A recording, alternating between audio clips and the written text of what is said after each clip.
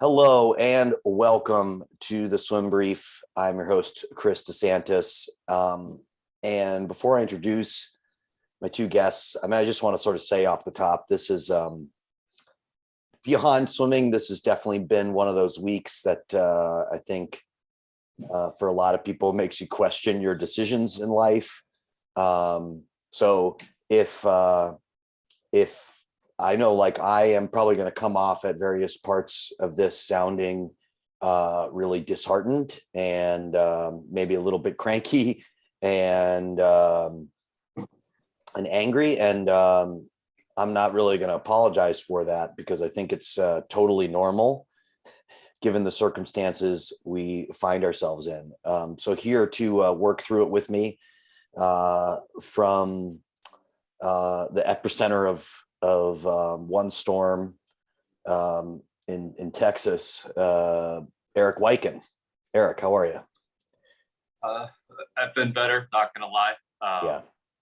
The word helplessness definitely has passed through my head last several days, last couple of years, to be honest with you. If you haven't figured out the kind of person that I am politically, it's not to get too far into that stuff, but it's a challenging time right now. Yeah. Sure. Yeah, not to get into politics, but I know that we all agree that perhaps we should have some more gun laws to prevent elementary school kids from being mowed down by an automatic weapon. So I'm sorry if you have a different political belief and that prevents you from listening to this podcast. I'm not sorry, not sorry. Sorry, not sorry.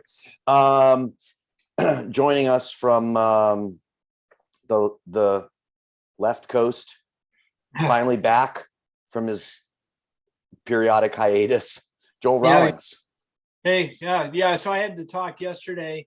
I've had this talk a few times with my son. He's in elementary school, where it's like you hear those bangs, you just run. Yeah. Someone else gets paid to be a hero, not an 8-year-old. Just run. Right. Run as far as you can. Yeah. You and I have kids the same age. I mean, kids right around the same age as those kids that were killed. Anyway, we're steering away from gun control and kid. Another bad topic. Right. Yeah, and kid murder to the article that I've already had a chance to react to. So if people want to hear my sort of raw reaction, I put something up 2 days ago on Tuesday, sometime in the afternoon. As I said in that, I was sitting in a grocery store parking lot when somebody texted me, "Hey, you seen the Teri McKeever article?" Just anytime, which not to criticize that person, but anytime I get a, "Hey, have you seen this?" It's almost never good. Do you know what I mean? Yeah. There's like 1 in 10 you read like, "Oh, well, that's amazing. Like, I'm so glad you pointed it out to me." And then the rest of them are usually something pretty devastating. And, not to rehash too much of the article, I think anybody who's still within their 2 article limit at the OC register, or, doesn't mind paying a little bit of money to that newspaper for their journalistic work, which is periodically very interesting to me. Go ahead and go read the article. But since I already had a chance to give a reaction, I wanted to give you guys, just off the top, we're going to get into some other topics, some nuance of this. And we've been having a really good discussion offline, and I want to get some of those topics into what we're talking here. But I just want to give each of you a chance just to sort of give your own initial reaction, because we've got mine and not yours. So I'll let Erik go first. So, I mean, and to be quite honest and be consistent with the way that I've been on this podcast from the beginning, I mean, it's safe to say that everybody at this point listening knows who I am, where I am, who I work for, and the kind of position that puts me in for a lot of this. So bear with me as I try to navigate this. But yeah, so sorry, can I just interrupt you to say I did discovered yesterday that Teri McKeever is a Speedo sponsored coach, right? Is that correct? Yeah. Okay. Yeah. So she, being with Cal and everything like that too. So it's definitely one of those situations where you do your absolute best to be as objective as possible, and looking at it from a standpoint of I see it, and given my experiences with coaches and everything, such as from like 2010 beyond, being a coach for 15 years, it's just supremely disappointing that anybody in a high level position who's been publicly fighting the good fight, being one of those people who've not been in, I don't know, positive situation with USA Swimming, what have you. It's always tough to see a coach be outed when it comes to stuff like this, because you know it happens, but you don't want to believe it. You don't want to believe that somebody at the highest levels of this sport are just as crummy of a human being as the others that don't make it to that level. You want to think that they have some kind of moral compass about them that puts them in a place where it's not, but then we're continually shown that that's not the case. And looking at other coaches within the world who've gone from alleged to actual sanctions and stuff like that. And one of your favorites being Schubert, who's now disappeared from US soil for 6 months to go coach in China. Yeah, we'll get to that later. Reason. Yeah, we'll get to that later. But when it's just another headline. It's getting to the point where I don't have a lot of connection with the coach, so I guess it's a little bit different for me. But it's becoming numb to it, which is awful to even think about, that it's happening with such a frequency at the upper levels of our sport, in our sport in general, that it's insert coach here, another story of abuse, another story of assault or whatever. I don't know. Again, like I said earlier, helplessness. Just it's not the wrong word for what's going on right now. Yeah. All right.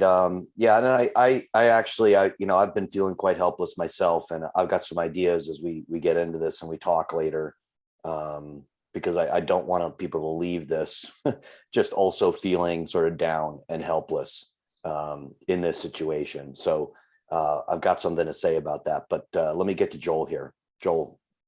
Yeah, I think one thing I'm always worried about is, like, anytime with social media, just the speed of social media, it's so lightning fast. Anytime people want reactions, I'm always really hesitant to do that, because it seems like, a reaction off the cuff would be one thing, but even a podcast like this that's not listened to by anyone, 10 years from now, whatever was said off the cuff can be played back, and so now it becomes permanent. And so the weird thing about social media is how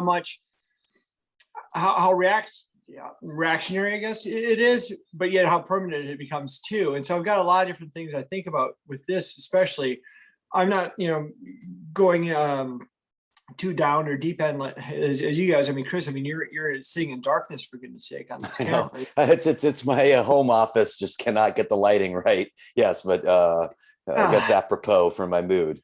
So I just think, as like, when I was a coach, I coached at college, and I always just, no matter what the experience was, whatever happened, and we had some really bad things happen in our team. Like, we had one of our student athletes was killed by a drunk driver, and obviously, it doesn't get worse than that. But as a coach, I'm like, well, what are we going to at least take from this? What are we going to learn from this? What positive can we take from the worst of things, and hopefully make some change in as many people as we can? Because that's kind of why we get into coaching, is that idea that we can change for the better a lot of people. Right.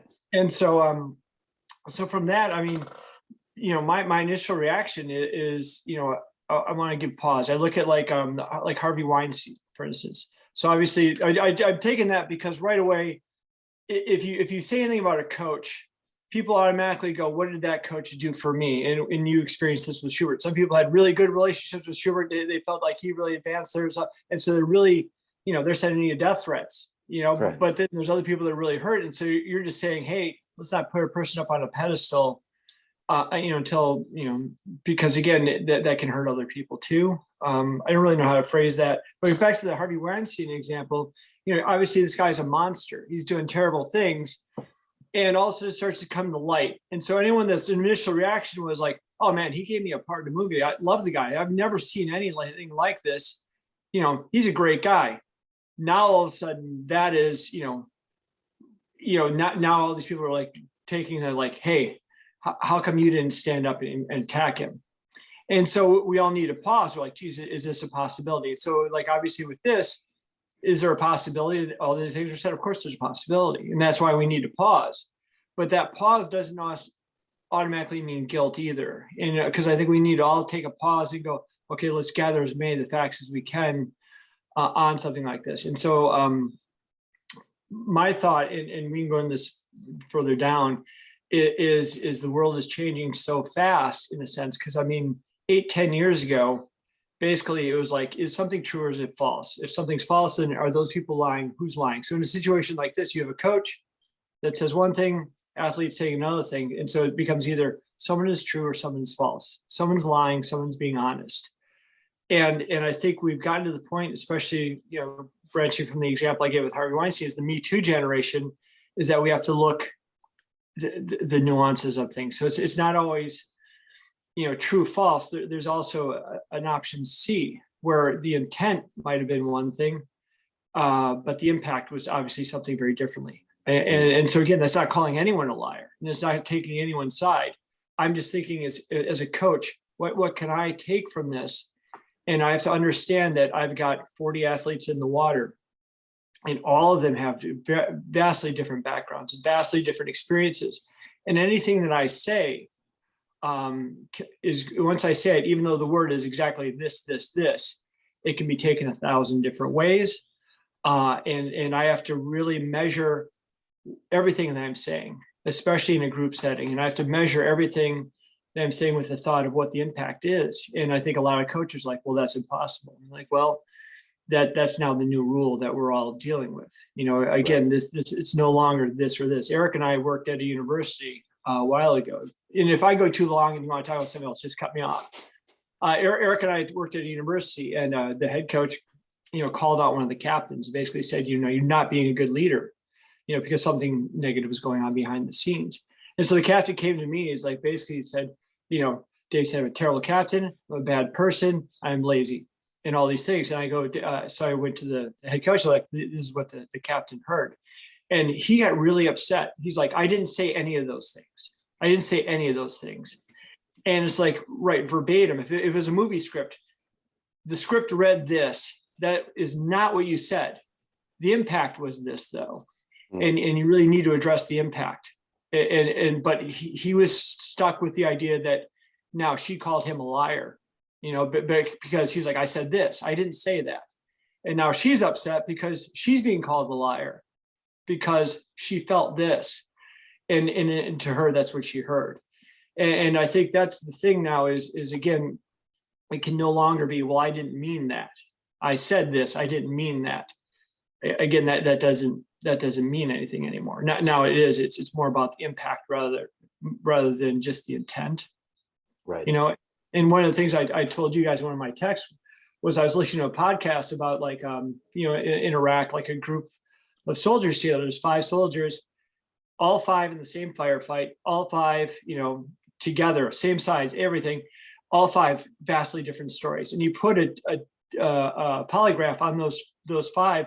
Every one of them is telling the truth about what happened, but all of them will be differing on how many people they're fighting or who shot first or who did what. All of them telling the truth. Again, it's like 5 realities because there's 5 people, because all 5 are interpreting differently. And then also on top of that, when I was at Whitewater, I would have, kids that were Marines coming back from Afghanistan, Iraq. I'd have people going off to there. And I was, interested obviously in PTSD. And so a lot of what happens with trauma is whatever trauma you've had in the past gets linked together. Right. So taking us to the coaching is you've got 40 kids in the pool. Bad things have happened to some of those kids. You have to be a realist. Bad things have happened to every kid that you've ever coached, not by the coach, hopefully, but in some way. And so they're bringing that to the table. So if you raise your voice and create this tone, that might link to trauma in the past. And now that puts them in a different set where, again, what they're hearing, what they're seeing might be different than what your intent was. And that's what we have to be careful of. So I'm not saying, Teri's the worst person ever. She's a horrible human. And I'm definitely not saying that these women, are not being truthful. I 100%. And that's the thing is like, how can you mean that you think Teri's probably a human and made mistakes, and also saying that these women are also right? I'm not saying Teri's right at all. And so that's the thing is so again, so my initial reaction is, Yeah. I want to be measured because I don't want to disregard something. I don't want to disregard what the impact that whatever she said had, because I definitely believe that impact was very negative. Was it verbatim what they said? I have no idea. I wasn't there. But obviously the impact was something really negative, and I think unfortunately there's no getting around that. Even if it like comes out like, the whole story were made up or something like that. Again, I'm not saying that, but if that were, it's too late because everyone even on this podcast is already going, yeah, that could have happened. And so now if we're thinking that, then there's a lot of recruits out there like going, well, I could go to Cal or I could go to Stanford. I've never heard anything like this at Stanford. Yeah. And I mean, I think just to address some of the stuff that you brought up there, because it leads into the topics that I want to understand. And I guess if I want to accomplish nothing else on this podcast, what I hope is, you have this tendency of people to read stories like this and everything's sort of black and white, like if you even look at my own perception, I think I had a very positive perception of Teri. I thought of her as somebody who actually was somebody who would take people when they were really sort of like down in their swimming career and would find a way to get them moving back in a positive direction.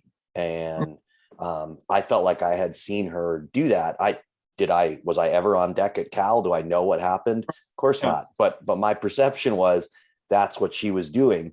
And, you read this article, and if that article is the only thing you go, well, this is a horrible person. How could you ever have this person in a position of power? And the truth is somewhere in the middle of those two things. Yeah. And that's not convenient because we love to categorize things, in a binary in our mind, Teri good or Teri bad, right? Like that's like, it's just easier for us. But I'm hoping people leave, maybe just understanding a little bit more about how a situation in general like this comes to be. And I think you put it best in some of our text messages, and I think we'll get to this in more depth at some point. But your O.J. Simpson analogy, that it can be true that O.J. Simpson was guilty of murder and the L.A. cops were racist. And maybe there's even sort of a third narrative. If I start to think about this story, I think it can be true that Teri is, in this example, I think has been treated unfairly in a ton of ways. I believe that before this, and I believe that in this situation as well. And I guess that's hard to reconcile again, because it doesn't fit into the binary of Teri bad. Now we must, just like, we can't say that she was ever treated unfairly.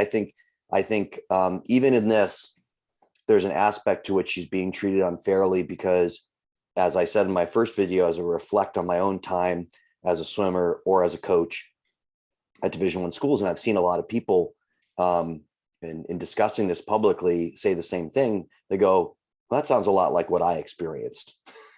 What I'm reading in this article doesn't sound out of line with my experience as a collegiate swimmer. And of course, that's really depressing to read. At the same time, I have a very, very, very hard time reading this article, and with some of the interactions I've had afterwards, and I'm going to read one here in a second, reconciling that Of course, as you say, I guess there's a possibility that this is all fabricated. I just think the possibility is so low, and that a critical mass of it being untrue is so low that it's almost, I don't spend a lot of time considering it. I consider that it's possible, but I don't spend a lot of time considering it as a reality that's out there. So after I recorded my podcast, somebody reached out to me, and I'm not going to read the contents of her message because I don't explicitly have her permission to do so. But this is a swimmer actually that I had helped in the recruiting process. She reached out to me for advice. She was choosing between a number of schools. She's a Danish swimmer, and one of those schools was Cal. And I was quite emphatic about encouraging her to go to Cal, because of course I had a positive outlook of Cal. And she reached out to me after I recorded my video. We had a nice positive interaction, but I feel comfortable at least reading what she's publicly posted to social media. Her name is Emily Gantris, and she was an athlete on Cal as of this past season. So this is in her second year this year. She did not finish the season with them. She said, in August 2020, I decided to attend one of the most prestigious universities in the world because I knew I would be able to combine world-class athletics with world-class academics. I knew I would be pushed and held to a high standard. However, I never thought that daily emotional abuse and bullying from my coach would be part of my life for the last 2 years. There's a difference between being, quote, a tough coach and being an abuser. And I'm relieved that the truth is out, so no one ever has to go through this again. There is never an excuse for coaches in a position of power to embarrass or humiliate athletes. Never, all caps, exclamation point.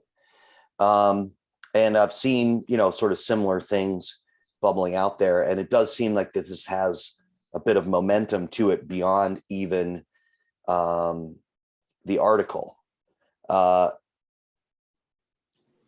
So I guess my next question is, how does this happen in an athletic department? How do we get to this stage? Because we're starting to hear all this stuff, and it's contained within the article that there were that in all these instances you go, well, they had a system theoretically for dealing with this, right? But as far as we can tell, the system failed. Okay. But I think it's important for people, especially as we look to not be hopeless, to sort of understand how college athletic departments work, and specifically around issues where the athletes are going, hey, what coach is doing is not right. And I don't, and I want to call it out in some shape or fashion. Erik, I know it's been a long time since you were in the NCAA system, but maybe you have some opinions on it. You want to get the ball rolling in terms of what you see in college athletic departments with this? I mean, it's in, my most recent experiences with college athletics is on, being on the receiving end of news. So when I think of it, I look at other situations in other sports, and it's because it isn't just here, or even sports in athletic training. You have Michigan State, you have Penn State, the other situation that comes to mind, and not necessarily, it became public and they had no choice to deal with it, but you had a University of Iowa in the weight coach and some of the workouts they were doing and some of the physical damage that it was imparting. And then you look at, on the other side, you have with the Jacksonville Jaguars in the 1 year that Urban Meyer, who had issues at the college level with honesty and integrity and the way he was handling himself. And then we saw it again here, and hiring that same weight coach from Iowa with Jaguars. And he had the shortest tenure, I think, in the history of the NFL as a weight coach, being like half a day. But it just seems to me where there's maybe it's just, from what I can tell, is that athletic administration is trying to do some kind of mental gymnastics to where if this gets pushed under the rug, it doesn't happen on my watch. If I can kick the can down the road, or this is an isolated thing, or this athlete, or this, it doesn't even have to be athletes, it could be anybody within the athletic administration system, is that well, it's, it didn't happen like this. We're just going to have the conversation. So we had the conversation, and don't do it again, or whatever it is. It just seems to me, given the frequency, that there are enough people in place who simply don't care about other human beings.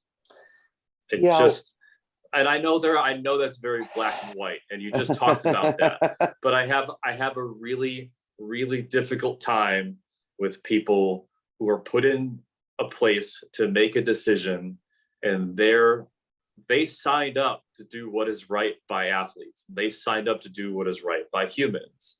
And I know situations are difficult, but at the end of the day, you have to be able to look yourself in the mirror and say, I made the right decision.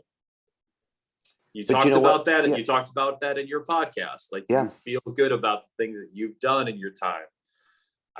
I just look at a situation like this, and if what is being said is true, as I said, where I work and who I work for, if what is being said is true about the athletic department and the students coming forward and the parents coming forward, if this is actually true, what's the motivation to not take this seriously and not push forward? What's the motivation? Well, I'll Save answer. Your job, not look bad. I mean, what is it? If Joel wants if Joel wants to take a crack at it, I'm happy to let him, but I have an easy answer to that question. Oh, if you want to go ahead. Yeah. I think that the incentive structure is almost entirely within these athletic departments to heavily weighted to not taking any action whatsoever, particularly with a coach who's having really good competitive success. Like, I think the thing is, where I've got is kind of when you're marrying that what you're saying right now with what you said earlier about the system being broken, or failing. No, the system failing. It's like, I don't think it is at all. I think that it's working as intended. Yeah, that's exactly what's going on. The system is working as it's intended. It's not there for the student, Eric. They're not thinking, how am I going to get there's each that's level, PR from the athletic departments. That's what they're actually doing. Each level of swimming is different. Each sport is different. And we always think, well, football is getting this, therefore swimming is getting this. Cal obviously cares about swimming because they're winning. No, they don't. It's become two separate entities, especially with Division I. It's athletics, it's academics. And one side definitely doesn't want the other side getting tarnished. Academics doesn't want this tarnished. So now, of course, they're involved. The system in place to help student athletes, there isn't any. It's like, I look at a lot of the rules and they're like, well, this is a protection act for whatever. No, it's a liability protection. It's so that you don't get sued. It has nothing to do with, hey, let's make sure we're educating and keeping things happening. Because if you wanted something like this to not happen, if you wanted a system in place to help people, basically an athletic department would have like an HR department for the athletes. I think what they've done though is for years you've called student athletes, and that was always marketing.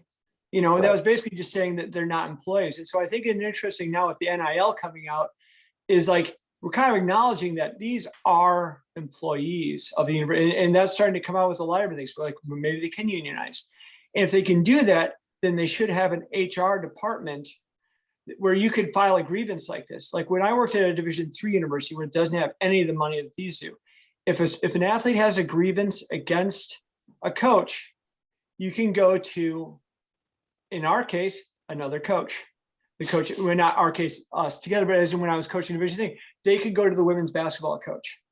So like you're an 18-year-old and you're like, oh, okay, what I'm going to do is I'm going to go to my coach's peer. They could be friends and it's going to get right back to me and I'm going to be punished. Again, whatever they want, it's like there's no, and so in a flow chart, on something you produce, and then you show everyone, oh, see, we've got all these things in place. None of those are in place really to protect an athlete. It's like, well, maybe they should go to counseling. Counseling doesn't deal with HR kind of problems. Again, this is a power dynamic that counseling, they might understand. It's completely different. And so there needs to be a separate entity that's not attached to the athletic department. And do they have that in place? They sure have the money for it. And that's why I'm saying the system's not broken, because the system was never put up. The system is about liability. Okay, so yeah, Cal will still be able to make money. And the system in place is, this is happening. Everyone knows what's going to happen. And again, I try to remove the variables here and make it, and I've done that a couple of times. And I think sometimes it tweaks Eric a little bit, and I don't mean to do that when I'm like, no, I'm just trying to follow it in the text threads. when you move the variables out, put it anywhere. This is a football team, a basketball team, a volleyball team. Coach said this. Side's like, you know what? Academically, this makes our brand, because that's what it is. It's a marketing brand, look really bad. We're going to move them out. And so what they do is, like any coach, and Chris and Eric and I kind of enjoy going through the swim swam articles, reading the AD and trying to decipher AD speak. Of like, oh, spending time with family. Yeah, basically you're said, do you want your retirement package or do you want to be fired? I want my retirement package. I don't want to mess with that. Then they'll push that person out. Again, I'm not saying that's going to happen here. I have no idea what's going to happen here. But the system is in place that the university machine will keep rolling on. They're going to try to, polish the brand back up and show, look what we've done to prevent this from happening. We now have a new coach in place. We have these. We also have a brand new, student athlete center with a Vitamix mixer so you can have smoothies. Like, oh, wow. System's working great. Because again, I don't disagree. You're looking at the Keurig in the break room is like, that's why I'm going to go to school there. I don't disagree with you that athletic departments have that in place as their system. The NCAA has that in place as their system. And that's why I still think the system is broken, because if the system is supposed to be there for athlete protection and everything like that, then yes, there is a systemic problem. I can agree with you and disagree with that at the same time, because I do quit trying to use my logic against me. Yeah, come on, Eric. Yeah. No, I don't disagree with you at all that a lot of the things are in place to show and to have it. But at the same time,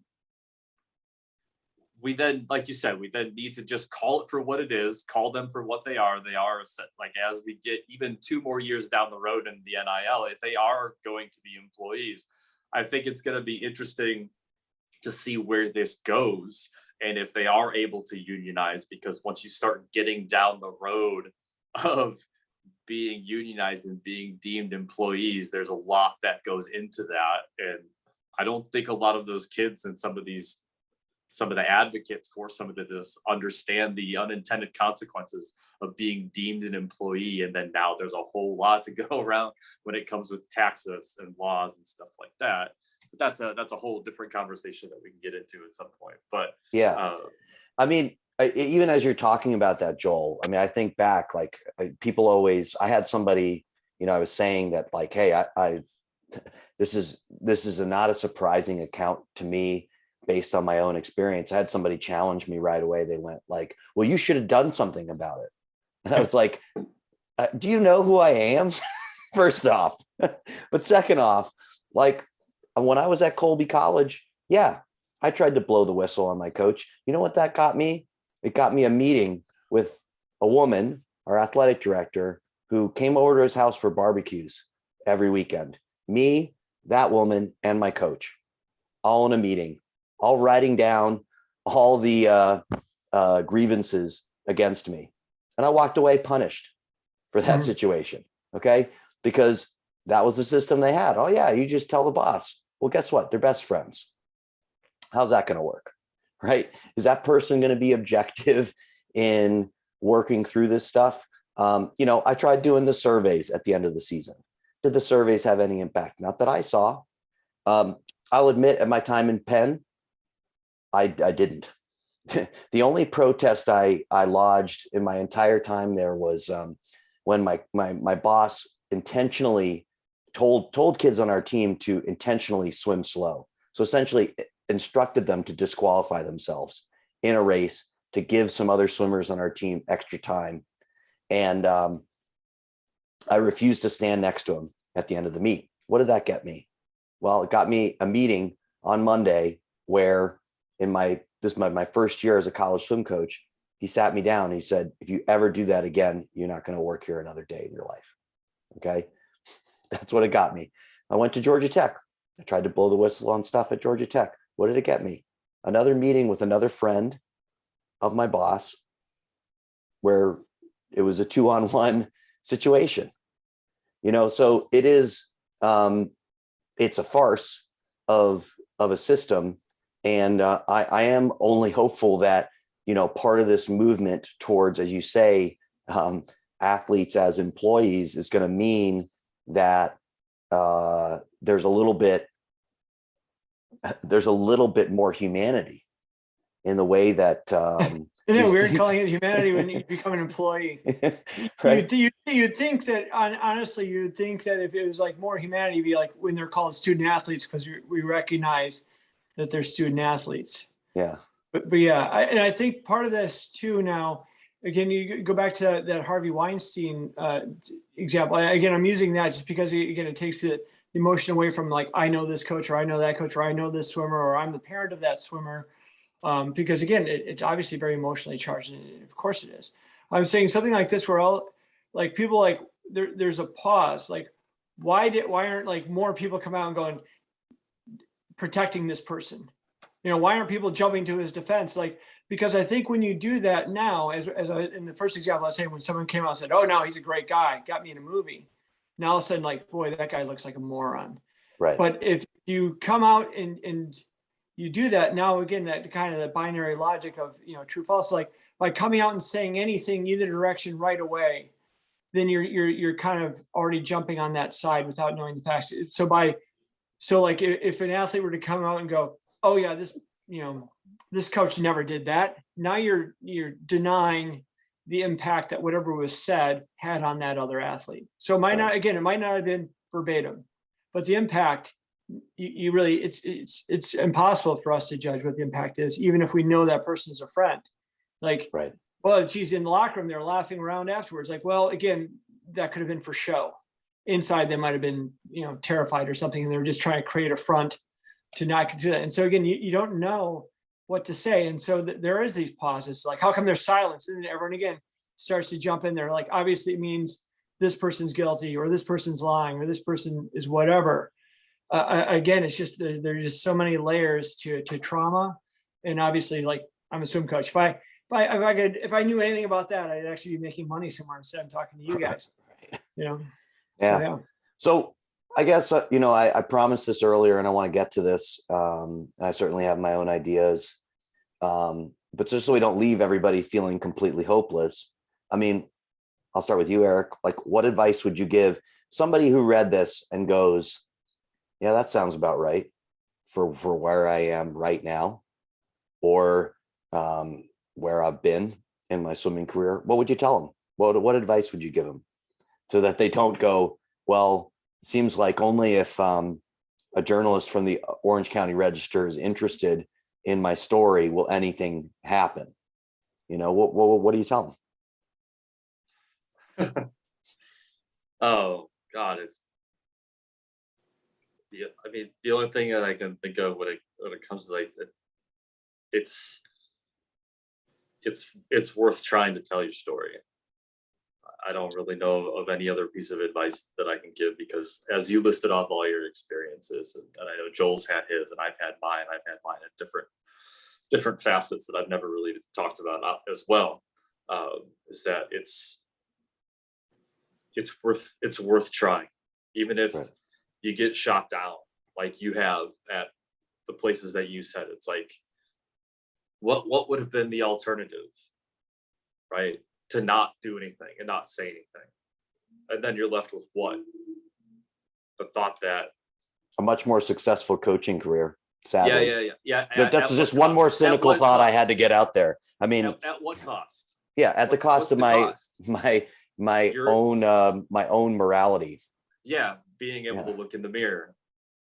Well, it's still hard and for me anyway, but that's due to my you're body working on it. dysmorphia. You're Yeah. working on it. I've seen your Instagram. I know you're working on it. But yeah, you just have to remind people that, like, what is it that you want to define yourself as a person, and then do everything you can to stick with that. And it's going to suck, and human beings are going to disappoint you. And mistakes are one thing, shitty decisions, crappy people, that stuff. It's like, you just have to, I don't know.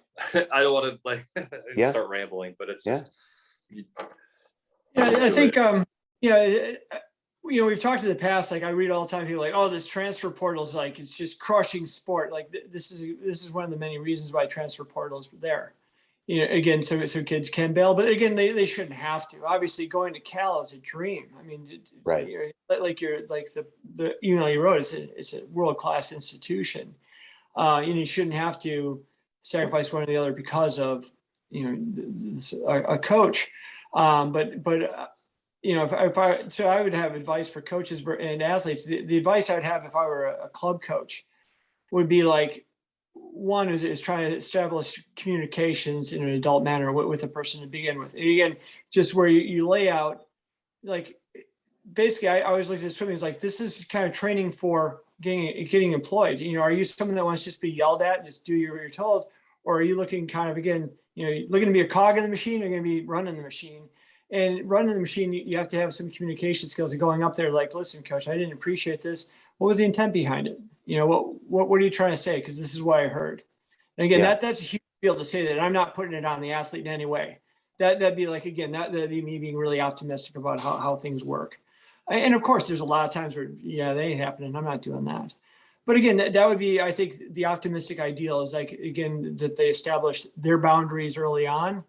I know as a coach, I used to start one of the first team meetings, like, listen, I really hope that you guys feel like if I ever say anything, sometimes I say stuff on this podcast, you might notice, we're trying to be a little bit humorous. And then it's like, whoa, that really fell flat, didn't it?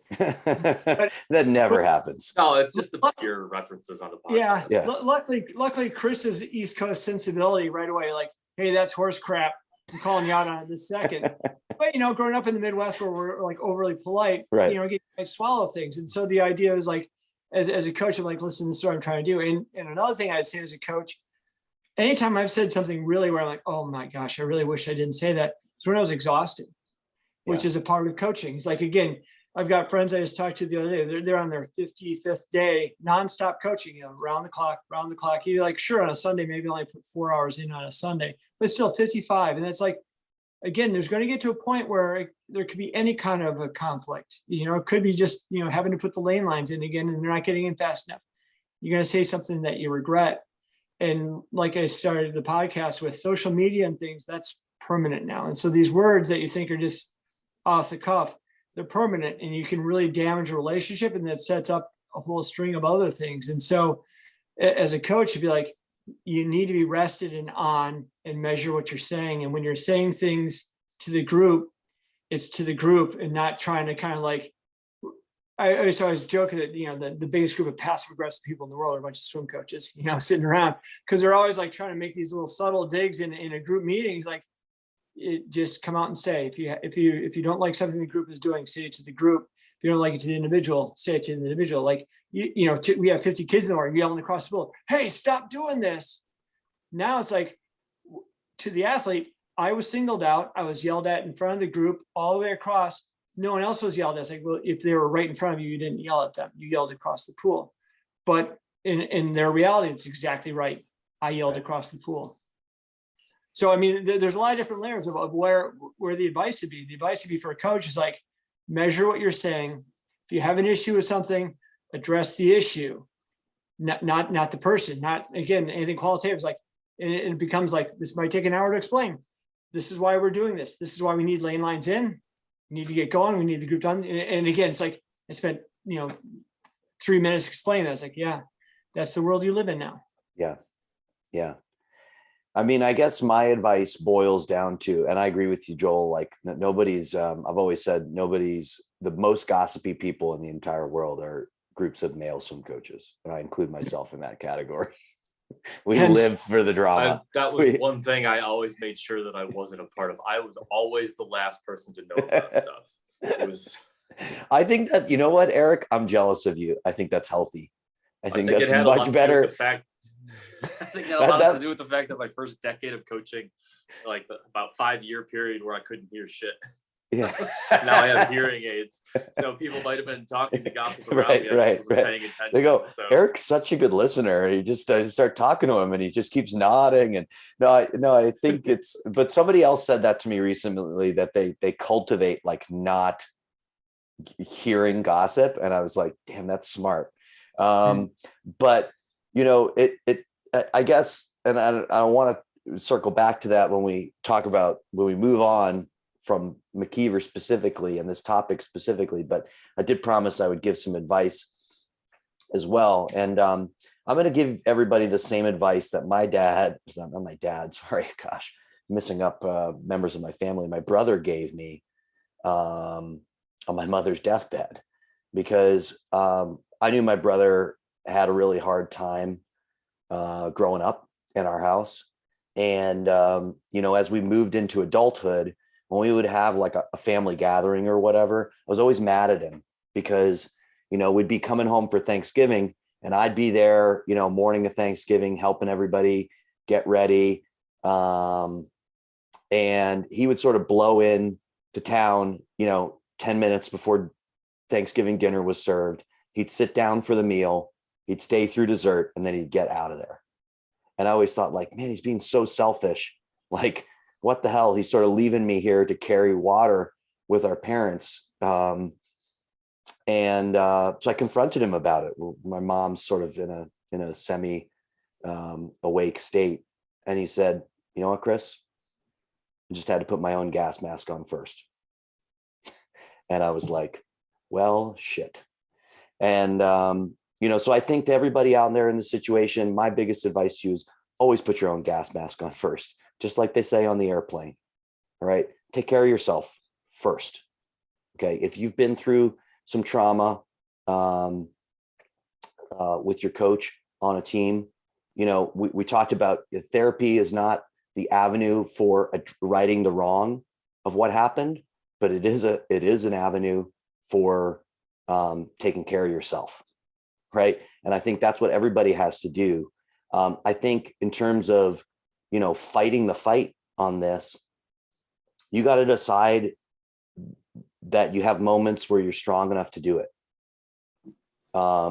Because I will say, fighting on something like this on an individual level, it usually doesn't have a good outcome.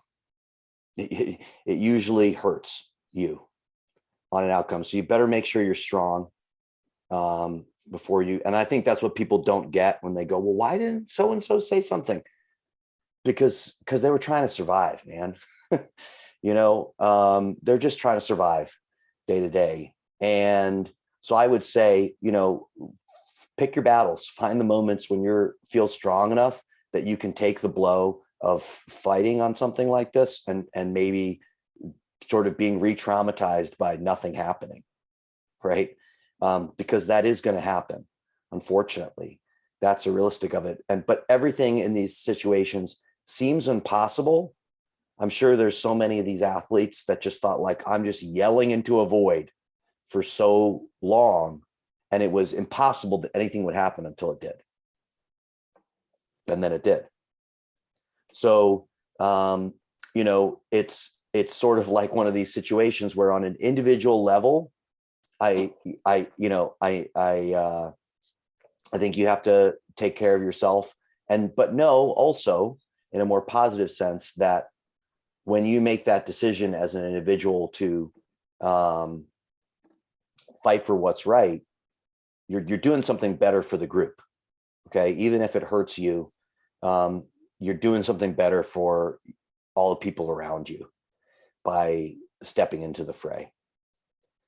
That said, so while I'm fired up, going to pivot to something Eric mentioned earlier, because I think this is relevant, sort of the last wrinkle of this conversation I want to get into, because my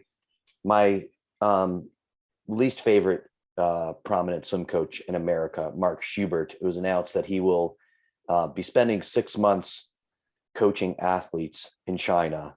And, I don't want to get into too deep of a conversation about the ethics of somebody coaching in China. Again, if you can't figure out how that's wrong, you're listening to the wrong podcast, and that's nothing to do specifically with people from China or athletes from China, but more the way that Chinese sporting organizations historically, culturally have been organized. I think doesn't pass a moral code, which we've been talking about a lot here. I guess probably the part of this whole situation between McKeever, Schubert, and everything else that gets me on the highest sort of plane of existential dread in swimming is, and the question I keep coming back to is it almost a requirement when you're at the highest competitive level that you cross moral lines to do it?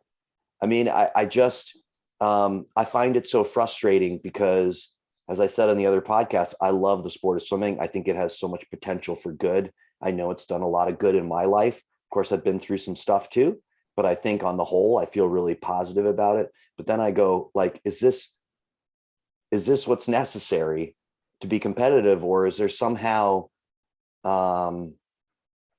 such an ingrained reward structure for behaving like a complete maniac? And I guess on the other level, it's just, I was immediately reminded the day after, like, there's been swift consequences for Teri McKeever.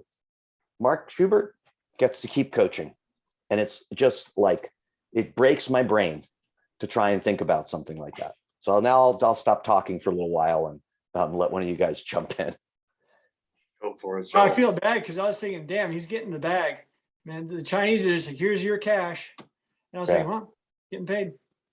So that's the only thought I had on that. I feel bad though. I must have missed work. It's getting that communist coin. I'm thinking that there's the golden parachute, man. I don't know how, if the retirement from USC or VA or stuff like that's any good, but a big bag of cash will help. Yeah, he's going to milk that. I mean, until he dies. I don't know. I can't. He seems so egomaniacal. I can't even picture him stopping coaching ever. And as long as China's willing to pay him to coach it. Yeah, I can't pretend to understand. Like, it's all I guess it's just things snowball for people like that. And maybe at some point early on in his life, I don't know, but just pick anybody else, it's they were at some point something else, and there was maybe a transformation to it. You look at an example with somebody who's trying to be the very best at the sport, regardless of who the person they are, they have to only worry about number one. Like, if they don't worry about number one, then the goals aren't achieved. Well, it just continues to build and transform, and then you're left with a person who's not necessarily narcissistic, but they've spent a decade only thinking about this one thing, and that's their success. And then that doesn't just turn off afterwards. Right.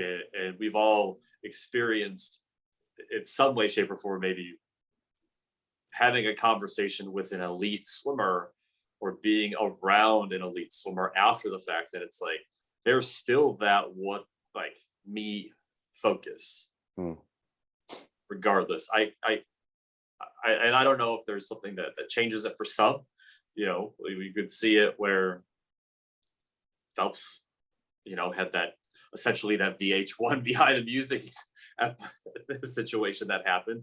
Then he ended up getting married and having kids and stuff like that. And Ryan Lochte, and there's still some of that me first. You have to protect your brand, and you're selling yourself. Right. But it just seems like for some, that kind of stuff left unchecked, and it's just keep pushing, and then you're left with somebody who doesn't really have a moral code, or they were always morally flexible, and this is where it went. I don't know. Yeah. I was listening to another podcast. I don't remember the title of it now. I listened to too many things, and I'm getting too old to remember everything that happens in my life. But it was a fitness podcast. They were talking all about sports and fitness, and I thought they made a great point. That's something I'd never considered, which is training for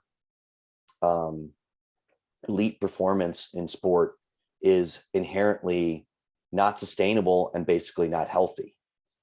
And I was like, yeah.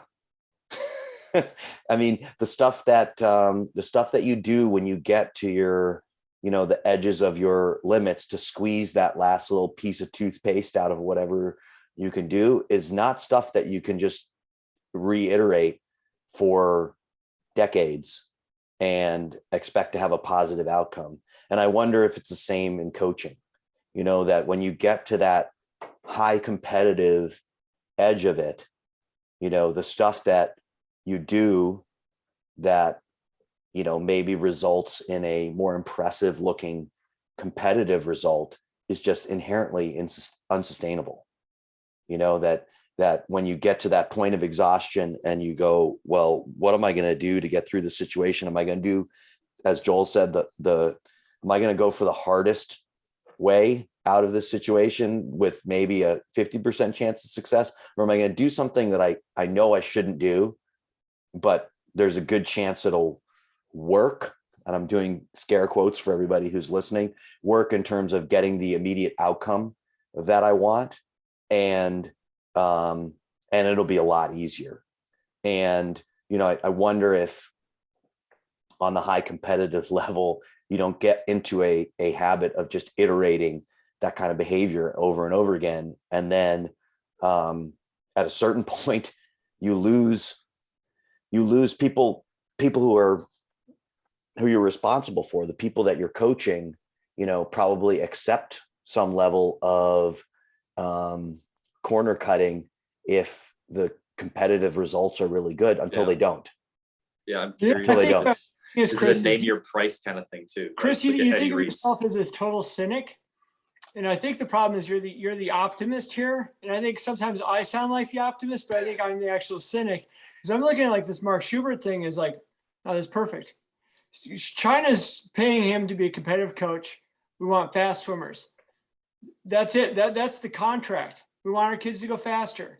And you think about every club or university, as a coach, who are your employers?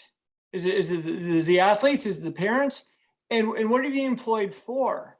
Because we've got this idea of what sport is supposed to do: sportsmanship, health, friendship, blah, blah, blah, blah. And then also there's like, well, they've got to get this speed, they've got to get this cut, they've got to get this. And so I think that's the issue is like, you've got 80 kids in the water. There's 80 different expectations of what the coach is to every one of those families and parents, all their different backgrounds. It's like you always think about how having a former swimmer on your team, having children, it's different than someone that's never, because like all this educational stuff, like, well, why are we going to meets every weekend? Well, this is what you need to do. You have to explain every facet of it instead of it just being implicit within the design of the sport. And so that's why I'm thinking of the Schubert thing again. China's like, you don't have to speak Chinese. Can you write a set? Can you get the kids to go faster? Great. Here's your money. That's it. Yeah. You, me, whoever being hired on a club team, the board president might have a issue that they want for their one child. And so basically you're being hired for that one thing, but you've got to figure out for the 80 other things. And so that's, I think, where you get into this. And I think when you're saying like, how does a coach go down this path, is they're simplifying their life as, I'm going to just get this kid to go as fast as they can, and they're going to get what they can out of the sport.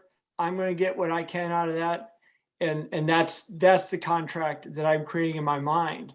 Yeah. Instead of like, I'm going to help shape, mold, develop better, create resumes for, teach how to cook and how to launder their, again, it's like when I was at you've been teaching laundry to kids, Joel? I've never done that.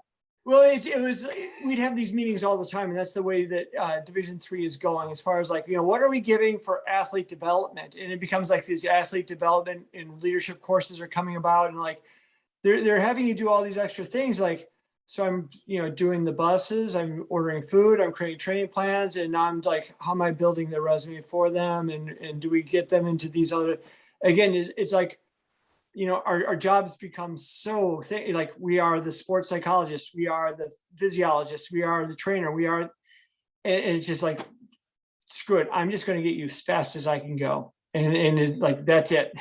Right. And the problem is when not everyone understands what that contract is when you're getting in with a swim coach, because it's really hard to explain. What are you trying to do? Am I so egotistical think I'm going to start raising your children for you? But I guarantee you there's coaches out there that feel that way. They feel like I'm doing a better job raising your kids than you are. They're not saying it, but they're thinking that. Sure. Versus I'm just going to get your kid going fast, and I'm going to do whatever it is to get them going fast. They'll get a scholarship. They're going to have a nice little starting point in life. There you go. And I'm just going to simplify it in my own head. And I'm just thinking that now. So, I probably said something offensive to someone in there, so I apologize. But nonetheless, No, you don't. At least with the China thing, I get it. Yeah. We just want our kids to go faster. It's like, do we want them to be better people? That's not your job. You're the swim coach. Just make them faster. Shut up. Do your job. Like, right. That's my money. Yep. Take Gone. your bag of money. And Schubert's probably thinking like, nobody wants my magic for making kids fast here anymore. I'm going to go somewhere where people appreciate what I can do. Well, it is. We've talked about this before, where youth sport is one thing, but then all of a sudden we start talking, hey, what about college? We can get a college scholarship. Now all of a sudden we're monetizing at a youth level. Right. And then it's becoming this monetary dream. Oh, we can swim pro? Yeah. There's money to be made at the end of this rainbow. How do I get there? How do I get my scholarship? How do I get my kid into college? We're going to do it. And that's, again, when we get into trouble. Yeah. And so the base is you always focus on, my dues for the swim club are being paid that I know for 2 hours, my kid's getting exercise, being taken care of, maybe making some friends. And for me, if my kid's joining a swimming team or any team, that's all I want out of that contract. Just make that happen. And, want me to go up and sign that with the coach, I'll do that. But if he gets faster, great. Doesn't matter. I just don't want him to be a jerk when he grows up. Yeah. Eric, any last thoughts? Or if not, you can just use the secret password to end the podcast. just the tap of the nose. Leaving. Right. Podcast. I don't really have a whole lot more to add at this point. I mean, it's been a tough week. All around. I'm just, whatever comes of what's happening out in Berkeley, that people are able to get closure in one way, shape, or form. And that's all I can say. Yep. Yeah. All right. Well, thanks everybody for listening. I hope you learned something here. I hope you all have a wonderful Memorial Day weekend. I know I will. I'm glad we could record this before I blow out of town and have another little nice. You're on vacation again? I'm always on vacation. That's the thing about me. Seems like it. I live a great life. So I guess I shouldn't be so glum. Thank you everybody for listening. That would help. You gotta get a little natural light. That's the East Coast thing in you, I think. I am getting natural light, but if I open this window, like it's just be like one half of my face would be white, and then the other half would be like dark. White. Like, all right. Listen, I'm calling this podcast off now. All right. Good talking to you guys. See you later. Good talking to you guys. Bye.